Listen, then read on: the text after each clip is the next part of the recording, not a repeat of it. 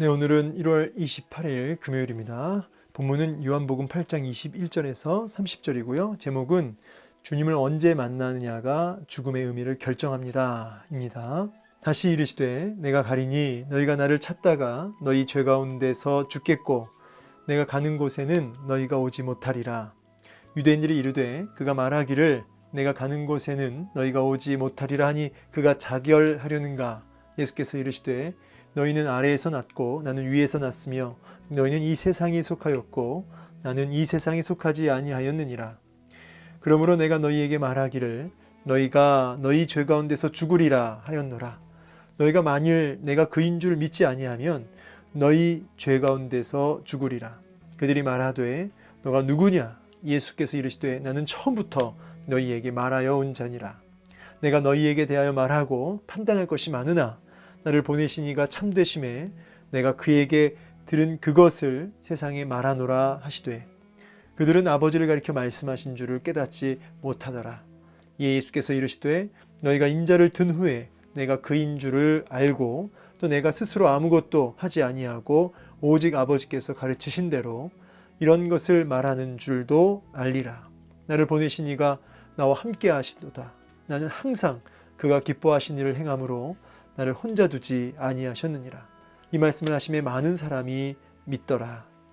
아멘. 네, 오늘 본문을 통해서 또 함께 주님의 마음을 깨닫기 원합니다. 오늘 21절에서부터 본문이 시작되는데요. 다시 이르시되 이렇게 말씀하시죠. 다시 이르시되 내가 가리니 너희가 나를 찾다가 너희 죄 가운데서 죽겠고 내가 가는 곳에는 너희가 오지 못하리라 라고 말씀하십니다. 이렇게 다시 이렇게 말씀하시는 주님의 이 모습을 보면서 주님의 그 애쓰심과 주님의 그 열심을 볼 수가 있죠.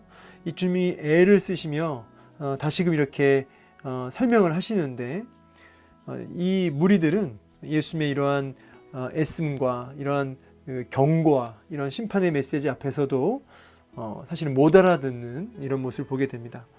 왜냐하면 이 주님의 말씀은 계속 이 영적인 부분을 얘기하는데 계속 육적으로 이해하니까 이제 이해를 못하는 거죠. 자, 좀 더 볼게요. 21절에 내가 가리니 너희가 나를 찾다가 여기서 가리니라고 할 때는 예수님께서 이제 십자가에 이제 6개월 이후에 지금 이게 지금 예수님 십자가에 돌아가시기 6개월 전 사건이에요. 대략. 그러니까 이제 내가 가리니 예수님이 십자가에 못 박혀 죽으시고 3일 만에 부활하셔서 이제 하나님 보좌 우편에 이제 가시는 이제 승천하시는 이제 그 부분을 얘기하고 계십니다. 내가 가리니 너희가 나를 찾다가 이 말은 이제 예수님을 이제 무리들이 아무리 이제 찾아도 소용이 없죠. 왜냐하면 예수님은 이제 하나님 보좌 우편에 계시니까요. 여기서 우리에게 주신 메시지는 뭐냐면 지금 예수님이 함께 하고 계시고 지금 말씀하고 계실 때 주님이 찾아와 주실 때에 주님이 이렇게 이 땅 가운데 신방하셨을 때 그때가 기회라는 거예요. 그때가. 근데 지금 이 은혜 받을 바로 그때인데 이제 그 때가 지나버리면 기회가 이제 지나버리면 이제 소용이 없다는 거죠. 너희가 아무리 찾아도 안 된다는 거예요. 그러니까 주님이 찾아와 주셨을 때 그 주님을 만나고 그 주님의 은혜 앞에 순복하고 그 주님을 또 갈망하고 이게 돼야 되는 건데 주님이 이제 기회가 지난 이후에는 이제 소용이 없다는 거죠. 기회가 지난 그 이후에는 어떻게 되죠? 이제 죄악 가운데 죽는 것이죠. 죄 가운데 죽는다 이 말은 죄의 형벌, 그러니까 죄로부터 인한 이제 죽음. 여기서 죽음이라고 하는 거는 죄값으로 인해 죽는 거예요. 그래서 이것을 뭐라고 하냐면 사망의 죽음. 다시 말하자면 형벌적 죽음을 의미해요. 형벌. 벌 받는다 그러죠. 그러니까 이 죽음은 무서운 거죠. 죄 가운데 죽는다 이 말은 그 죄로 인한 심판으로 죽는 것입니다. 그래서 죄 가운데서 죽는다 이 말은 영원한 지옥으로 형벌로서의 죽음이고 우리 예수 그리스도 안에서 구원받은 자에게 죽음은 뭐죠? 형벌이 아니라 이제 위로와 보상으로서의 죽음이죠. 그래서 그 죽음은 이제 하나님 나라로 나아가게 되는 어떤 하나의 어떤 관문 그런 단계로 보여지는 거죠. 그래서 하나님 나라로 들어가는 형벌이 아니라 오히려 축복이고 어떻게 보면 하나님 나라로 가게 되는 어떤 이 영화의 단계로 이르는 그런 복이 되는 건데, 주님을 만나지 못하는, 이 땅에서 주님과 만나지 못했던 이들은 어떻게 되죠? 형벌로서의 죽음을 맞이하게 되는 겁니다. 내가 가는 곳에는 너희가 오지 못하리라. 여기 내가 가는 곳 바로 하나님 나라를 가리키죠. 하나님 나라. 하나님 나라는 지금 이 장소적 개념의 하나님 나라를 지금 얘기하고 계시는 거죠. 장소, 천국을 의미하죠. 천국. 물론 이 땅에서 예수님을 만나고 예수님과 동행하면서 주 예수와 동행하니 그 어디나 하늘나라, 주 예수와 동행하니 그 어디나 하늘나라라고 하면서 이 땅에서 천국을 누리는 삶, 그런 하나님 나라를 누리는 상태, 이게 이제 먼저 중요한 개념이에요. 그래서 하나님 나라, 천국을 이 땅에서 누리는 상태가 되다가 이제 장소적 개념의 하나님 나라로 우리가 가는 것이죠. 그래서 여러분, 주님이 찾아와 주셨고 우리에게 복음을 영접할 기회를 주셨어요. 이 기회를 놓치지 말아야 된다는 거죠. 22절에 유대인들이 이르되 그가 말하기를 내가 가는 곳에는 너희가 오지 못하리라 하니 그가 자결하려는가. 예수님이 부활 승천하실 것을 얘기했고요, 말씀하셨고요. 근데 이제 그 부분에 대해서 이해하지 못하니까 앞전에는 뭐 헬라인 이방인 땅에 가서 이방인들 가르치려는가 이렇게 얘기했다가 이번에는 자결하려는가 하면서 계속적으로 이렇게 좀 조롱하는 그런 모습을 보입니다. 예수님께서 뭐라고 말씀하시냐면 너희는 아래에서 났고 나는 위에서 났다. 이 아래에서 났다 이 말은 죄악 가운데서 출생했고, 그렇죠? 그래서 여러분 아시죠? 죄를 지어서 죄인이 아니고요, 죄인으로 태어나서 죄인인 것을 아셔야 돼요. 이게 이제 기독교의 아주 기본적인 개념이죠. 그러니까 죄를 져서 죄인이 아니고 죄인으로 태어나서 죄를 짓는 거죠.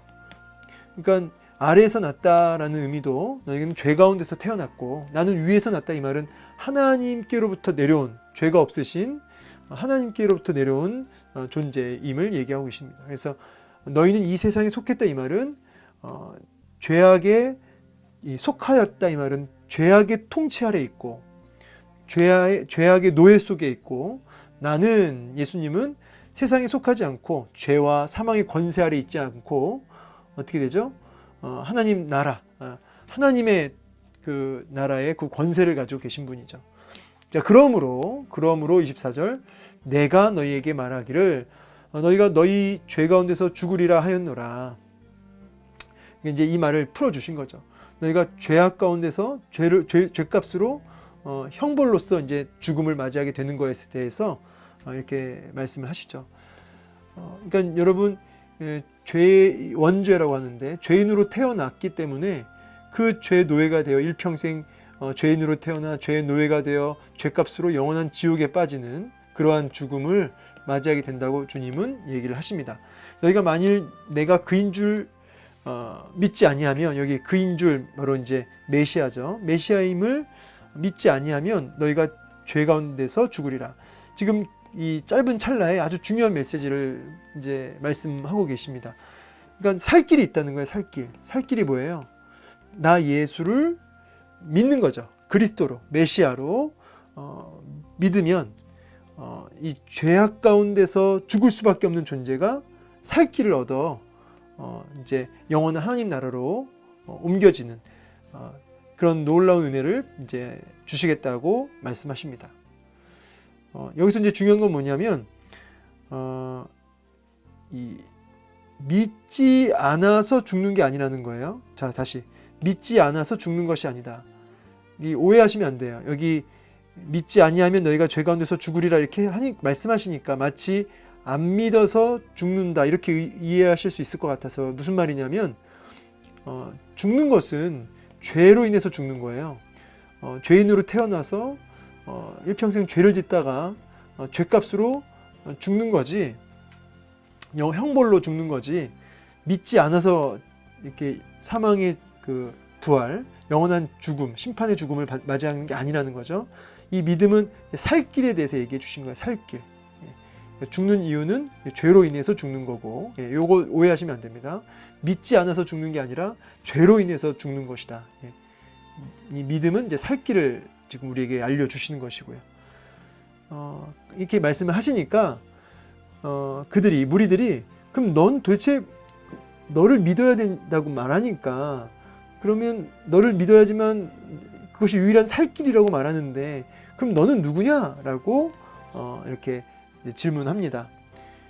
가장 위대한 질문 중에 하나가 예수님을 가리켜서 누구십니까? 라고 하는 질문이에요. 너는 누구냐? 근데 여기서 너가 누구냐라고 제가 별표를 찾았는데 너무너무 중요한 질문인데 이게 사실 구원에 직결되는 질문이죠. 우리도 일평생 예수님이 누구신지에 대해서 질문하며 그것을 묵상하며 살아가야 됩니다. 근데 여기서 말하는 내가 누구냐 할 때는 너무너무 중요한 질문인데 이 질문의 의도가 또 중요한 거예요. 우리는 예수님이 누구십니까? 누구십니까? 라고 질문하면서 그분을 더 알길 원하고 더 사랑하길 원하고 그분과 더 깊이 교제하길 원하는 마음에서 예수님이 누구십니까? 라고 질문하는 거죠. 그러니까 이런 의도는 너무너무 좋은 거죠. 근데 여기서 말하는 의도는 뭐냐면 예수님을 올무잡아 죽이려는 그런 의도를 가지고 이렇게 질문한 겁니다. 그러니까 너무너무 중요한 질문인데 의도가 다르다. 예수께서 말씀하시죠. 나는 처음부터 너희에게 말하여온 자니라. 태초에 하나님이 천지를 창조하시니라. 그러니까 창조 때부터 끊임없이 말씀해온 창조주 하나님 되심을 이렇게 이제 말씀하고 계시는 거죠. 사실은 예수님이 메시아다. 내가 바로 메시아다. 마치 사마리아 여인에게 내가 바로 그니라 이렇게 얘기하지 아니하시고 처음부터 너희에게 말하여온 자니라 라고 하시면서 자신의 존재를 좀 이렇게 뭉뚱그려서 얘기를 하세요. 왜냐하면 이들의 의도를 알고 계시기 때문에 메시아다 그러면 이제 당장 예수님을 올무잡으려고 할 것을 다 그들의 그 마음의 그 꼼수를 다 하시는 거죠. 내가 너희에게 대하여 말하고 판단할 것이 많으나 나를 보내신 이가 참되심에 내가 그에게 들은 그것을 세상에 말하노라 라고 하시면서 우리 주님께서 하신 모든 그 메시지가 이제 하나님께로부터 받은 하나님의 메시지임을 다시 한번 말씀하시죠. 그러니까 자기가 누구인지를 사실은 이제 이렇게 명명백백하게 얘기하신 거예요. 이제 다만 직접적으로 얘기를 안 하셨을 뿐이죠. 그들의 의도를 알기 때문에. 27절 그들은 아버지를 가리켜 말씀하신 줄을 깨닫지 못했죠. 당연히 깨닫지 못하죠. 이런 의도를 가지고 질문하는 사람은 깨달을 수가 없습니다. 정말 진실한 마음으로 질문해야지. 그러니까 이에 예수께서 이르시되 너희가 인자를 든 후에가 뭡니까? 이게 십자가에 달려서 십자가에 매달린 그 후를 가리켜요. 민수기 11장에 그 놋뱀 사건 아시죠? 장대에 놋뱀을 딱 달고 그 뱀을 쳐다보면 다 살았잖아요. 이게 이제 십자가 사건을 미리 보여주는 것이었는데 인자 바로 예수님이 십자가에 달려 죽으신 후에 내가 바로 그 인주를 메시아인 줄을 너희가 알고 또 내가 스스로 아무것도 하지 아니하고 오직 성부 하나님 아버지께서 가르치신 대로 이런 것을 말하는 줄 알리라. 내가 모든 것을 그렇게 성취했던 것을 너희가 이제 알게 될 것이다 라고 말씀하고 있는 것이죠. 자, 나를 보내신 이가 나와 함께 하시도다. 하나님, 성부 하나님과 성자 예수님이 늘 함께 하는 거죠. 삼위일체 하나님이시기 때문에도 그렇지만요. 여기에 또 구체적으로 나는 항상 그가 기뻐하시는 일을 행함으로 나를 혼자 두지 아니하신다라고 말씀하세요. 이제 중요한 우리가 교훈을 얻죠. 하나님과 동행하는 삶, 코람데오의 삶. 그 비결은 뭐냐면 한결같이 항상 완벽하진 않아도 항상 하나님 기뻐하실까? 하나님이 이거 기뻐하실까? 이거를 고민하면서 살아가는 삶이 되어질 때 동행하는 삶을 누리게 되는 것이죠. 그래서 항상 모든 순간에 크고 작은 모든 순간에 하나님 기뻐하실까를 질문하며 살아갈 때 우리가 하나님과 동행하는 능력의 삶을 살게 되는 것이죠. 그리고 이때 이 메시지 앞에 많은 사람들이 이제 믿더라라고 말씀을 하고 계십니다. 이 믿음도 물론 진실한 믿음인지는 이제 모르겠습니다. 왜냐하면 이제 뒤에 가면 이 많은 무리들이 이제 예수님을 외면하게 되기 때문이죠. 이제 오늘 이 메시지를 통해서 우리에게 주신 여러 가지 교훈이 있지만 마지막에 봤던 우리 항상 그가 기뻐하신 일을 행함으로 나를 혼자 두지 않으신다 이 말씀 기억하면서 오늘도 하나님 기뻐하실까를 고민하며 질문하며 매 순간 분초를 생각하고 말하고 행동할 수 있기를 원하고요. 또 하나는 죄 가운데서 죽을 수밖에 없는 존재가 나라는 사실을 기억하고 하나님의 때, 바로 지금이 구원 얻을 때이고 지금이 주님을 만날 때임을 기억하시고 지금 힘써 주님을 찾을 수 있는, 힘써 주님을 만나기를 사모하고 힘써 주님 앞에 나아갈 수 있는 저 여러분 되기를 원합니다. 아니면 죄 가운데 죽게 되고요. 죽은 이후에 만나면 그 주님은 무시무시한 심판의 주님이세요. 그런데 죄 가운데 죽기 전에 아직 호흡이 있을 때 이 땅에서 주님 만나면 우리가 육적인 죽음을 맞이했을 때 그것은 형벌이 아니라 하나님 나라로 가게 되는 하나의 그냥 관문이 될 것이고 큰 복이 되는 순간이죠. 그래서 이 땅에서 주님을 먼저 만나고 나서 주님을 만나면 그 주님이 너무너무 사랑의 주님이지만 이 땅에서 주님 만나지 않고 기회가 끝난 이후에 만나면, 죽음 이후에 만나면, 죄 가운데 죽고 나서 만나면 너무너무 무시무시한 주님이시다. 그걸 기억하시고 이 땅에서 기회 있을 때 지금 주님 힘써 만나기를 원하고요. 주님 기뻐하시는 그 일을 오늘도 결정하고 생각하고 행동할 수 있길 원합니다. 다시 한번 묻습니다. 질문합니다. 예수님을 향해서 예수님은 누구십니까? 라고 오늘도 질문하며 그분을 묵상할 수 있기를 주의 이름으로 축복합니다. 감사합니다.